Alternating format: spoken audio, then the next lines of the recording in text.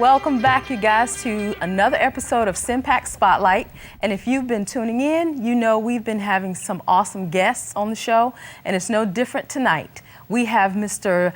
Thomas Pope from Footprints to Awakening joining us here. How are you doing, sir? I'm fine. And how are you today?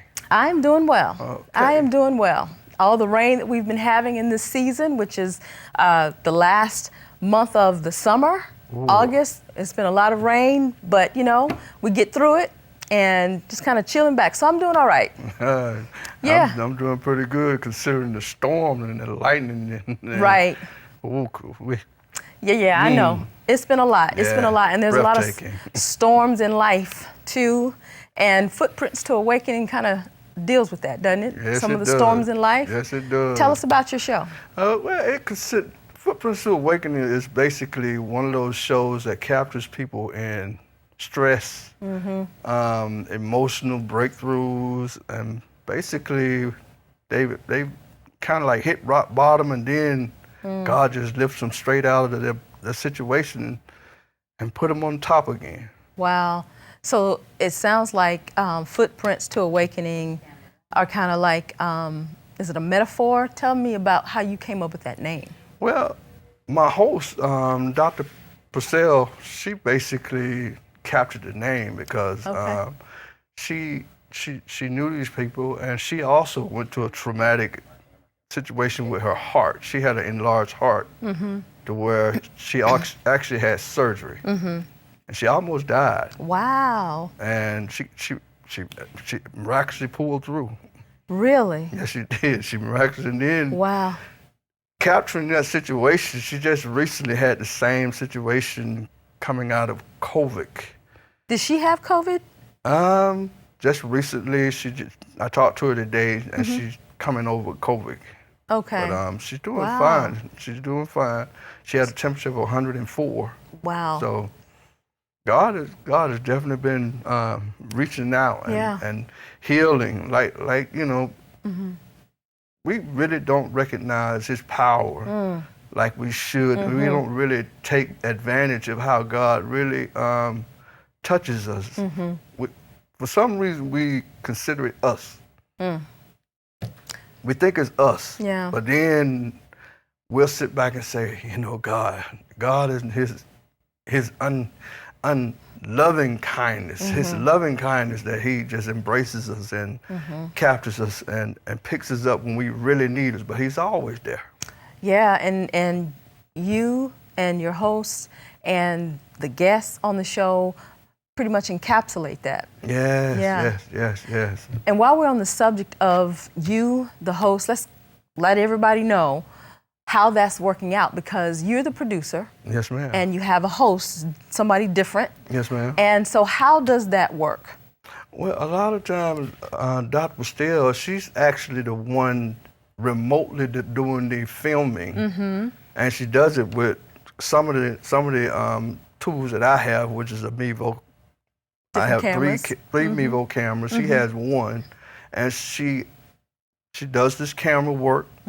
She has people helping her, and she also does it remotely in Tennessee. Right. She has a guy who edits out of Nigeria, Africa, and we have to send it here to actually put the camera, put the work. But actually, God shows us how powerful He works through us with our gifts, you know, because they kind of like gave me the tool to you know, the encouragement. They heard of Access 21 because I was going through my little traumatic experience with my hand. Oh, wow. What happened to your hand? Well, I got hurt on my job. Oh, wow. Okay. Steel door fell on my hand and crushed my middle finger and pinched my ring finger. And so therefore, through that traumatic experience, He took me out of that situation, put me in another situation. Excuse me when I use the term situations, I use those terms in a good way because, you know, my bishop at Jubilee says, you know, circumstances, situation might change the way I feel, but it won't change what I believe. That's good. Because I believe God, in His unfailing love, He's powerful. It sounds powerful, what you're talking about and what happened to you, what happened to Dr. Purcell. And you talk about three of you working together. She's hosting from Tennessee. You have someone editing who's in another country altogether, Nigeria, and then you here.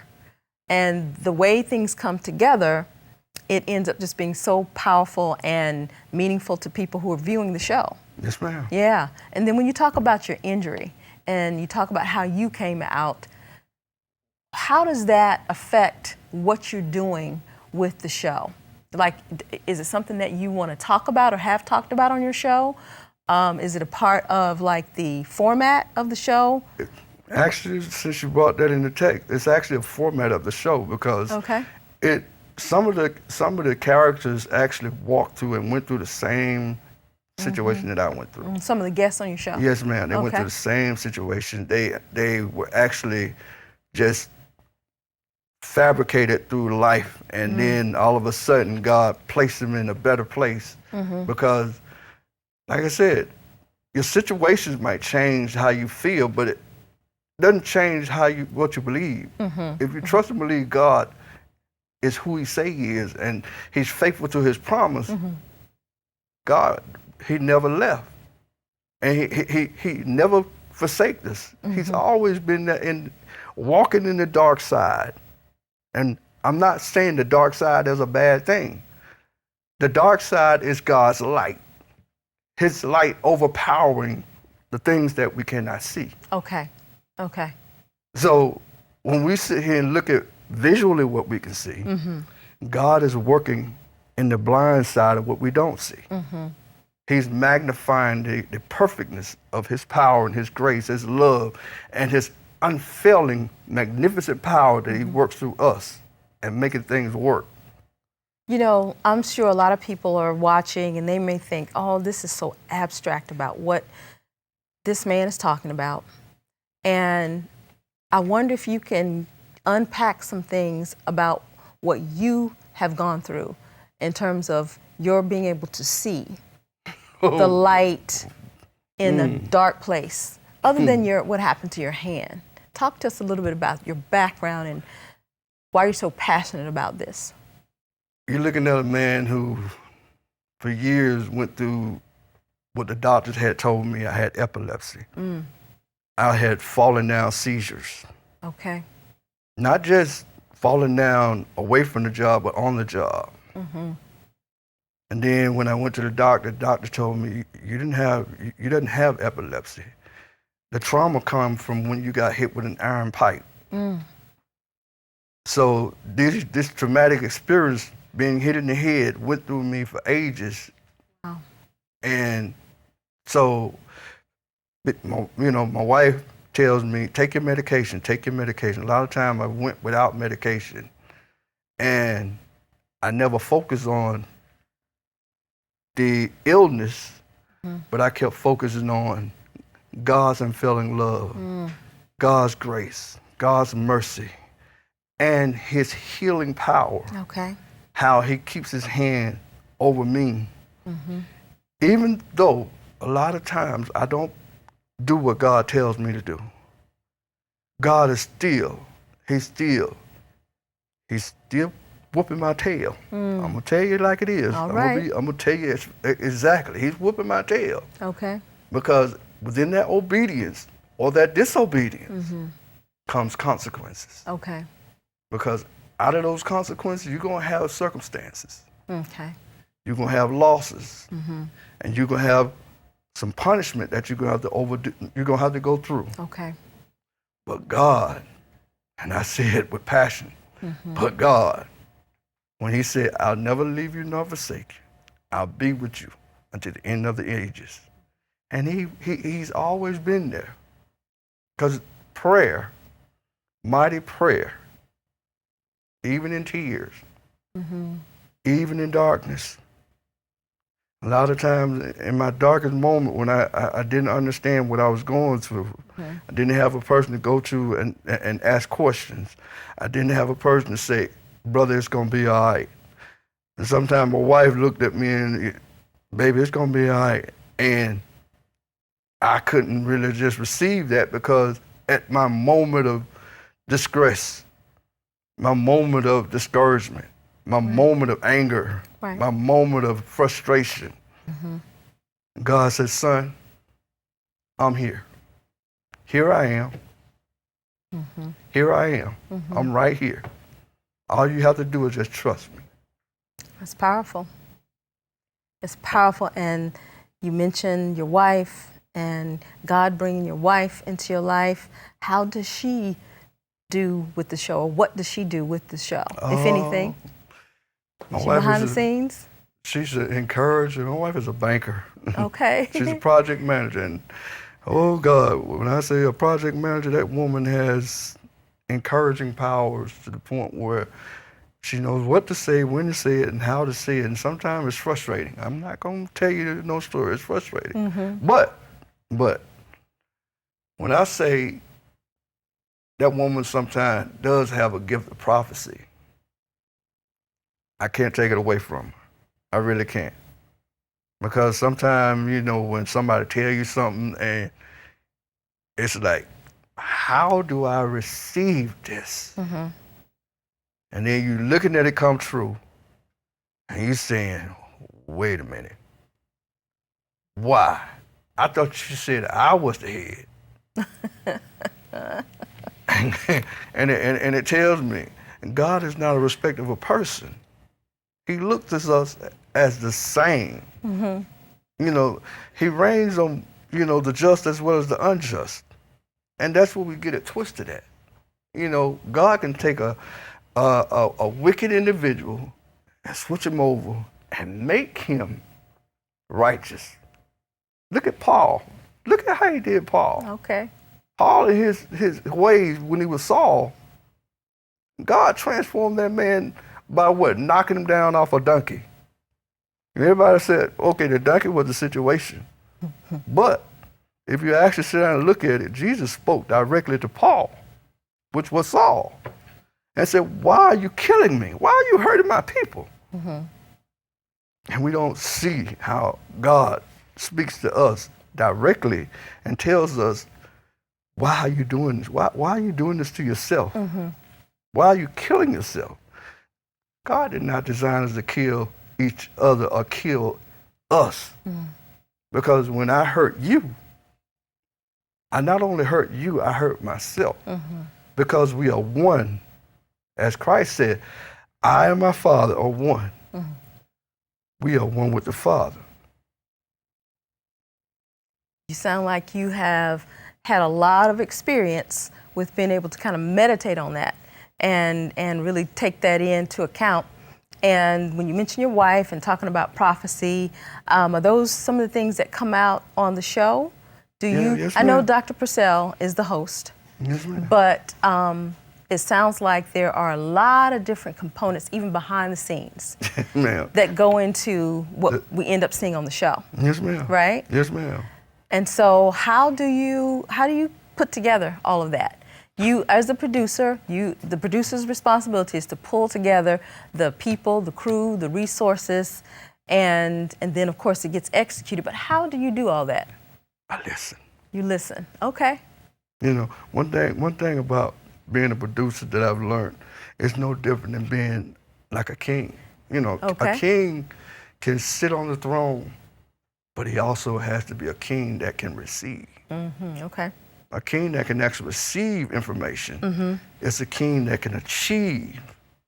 Because one who doesn't listen is one who falls. That's a pride-spirited person. Yeah, that's true. Because the word sits there and tells us, he said, before the fall comes pride. And I've learned the hard way. Okay. Pride kills. It destroys. It takes the good kings down. Because just as well as you might see abundance, you also see that poverty. Right, this is true. We see a lot of that in our world. We see a lot of that in the community. We see a lot of that sometimes in our own circle, you know. And I know when people watch the shows here on Access 21 and probably when they watch your show. Yes, They're taking some things in terms of how they can change their life. What can they do to change their situation? So what would you tell people who are watching, even right now, about that? Well, don't get so caught up within yourself that you can't receive information from not just your spouse, but also your kids. Because even the little ones have something to offer. And I missed that when I was a young adult, I put it like that. Okay. When I was a young adult, I wasn't there in my kid's life. Okay. But as I grew older and recognized that the most important part of your life is when you miss the most important of their life. How many children do you have? I have 4 kids. 4 kids. Are they interested in anything like this? Like personally what you're talking about, or television production, anything like that? They get interested in what I like to pursue, but as far as like when I tell them about what I do, they're like, that's kind of interesting. Really? Okay. And I try to open up doors to where they can walk into it, but I don't force anything on them that they're not ready to receive. Gotcha. Because one thing that I learned when I was growing up, I didn't have that opportunity. It was like, you're going to do as I tell you to do. And a lot of times when you tell somebody or make somebody do something and not allow them to walk into something or walk into the gift that God has blessed them to walk into, they tend to walk or push them out of their actual gift. Yeah. Because the actual gift that God had anointed them in may not be the gift that your parents had actually blessed you within. Because everybody has some of that tendency of their parents. But God also anointed them with the tendency of his anointing. Okay. And that spiritual anointing, yeah. We always miss that. You think so? Yeah, we always miss that. But a lot of times, little kids tend to grow into it. They tend to pay a lot of attention to it. They tend to, because it's like a science. Okay. And I use that word science. A science is something that's unprovable. They try to find the information, but a lot of times they can't find it. But see, the Spirit of God is always there. It's always there. And God always opened up the knowledge that we need to know when we seek him. If you seek him willfully, God will give you the hidden secrets of your life. You know, you sound like this wise professor, a wise professor, and maybe your kids, you know, look at you that way, you know, and look at what you're doing and see some of the wisdom and some of the things that you're doing now that you feel like you have come into your calling.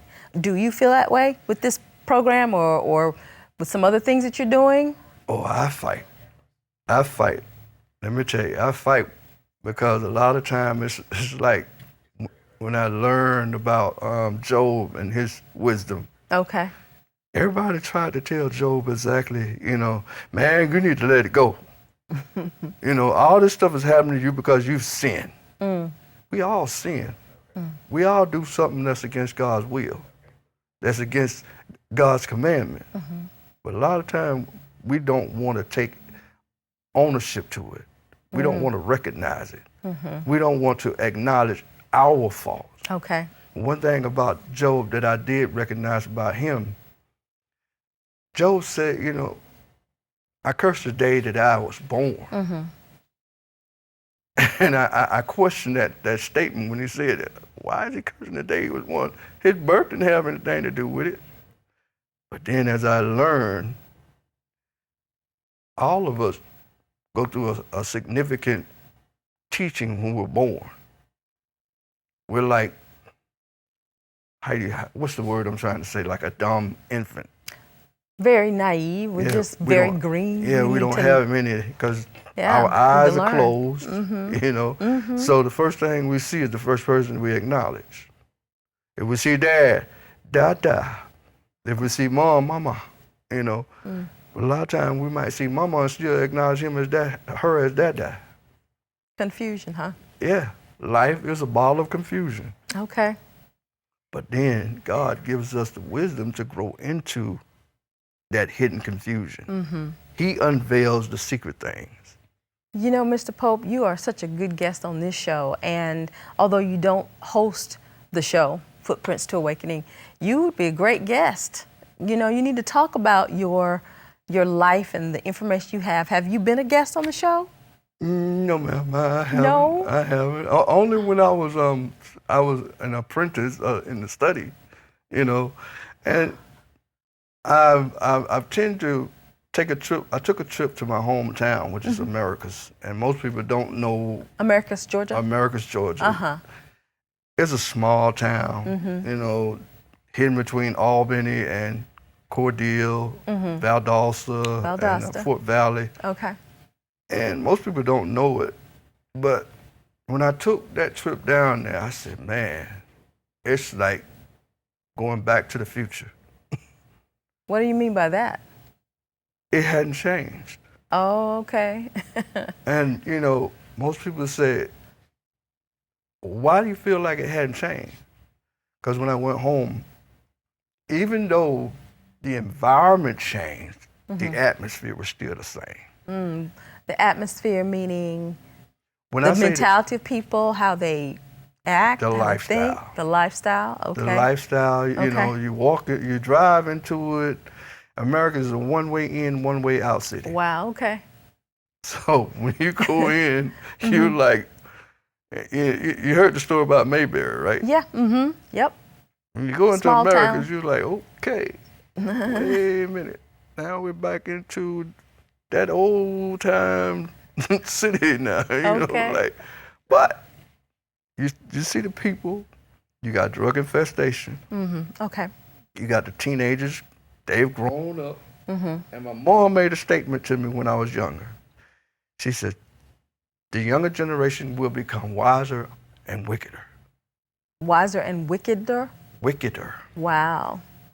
And I never could comprehend what she meant by that. But she was mentioning that because of time, as time tends to grow, the generation will still remain the same, but their minds will become wickeder. Do you think that residents in Americus would benefit from a show like this? Yes, ma'am. How so? Because it would teach them that change is better than remaining the same. Okay. Because even though they have changed the environment, the mentality is still the same. Your heart has to change. Your state of religion has to change. Okay. Your state of thinking, even when it comes to your brothers, your sister, has to change. Love cannot remain on just loving your potential family. Okay. Love has to grow beyond that particular city. Okay. It can't remain just in America. And how do you feel like you have changed or have grown in order to make a difference with what you're doing right now? Because I see people as themselves, not just on the outside. I see within the heart. Because the heart reveals the truth. A person can only react on their emotions. Okay. If I'm angry with you, it doesn't mean that I'm actually angry with you. I'm 9 times out of 10 angry with myself. Okay. What I've went through, what I've came out of. And a lot of times I have to get into a place where I have to come back to myself and say, you know what, God help me to forgive. Okay. First of all, help me to forgive myself. Because if I don't ever forgive myself, then I'll never be able to accept you. Because I always walk around with that same hate of somebody else what they did to me and lash it out on you. Meaning I never grown. Right. That's change.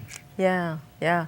And so, of course, when you take that mentality back and whatever growth you have experienced, you take that back to Americus, then makes a difference, huh? Yes, ma'am. Yeah. It makes a difference. And I saw the difference because it was like, I was like, oh my God. I said I had to do something.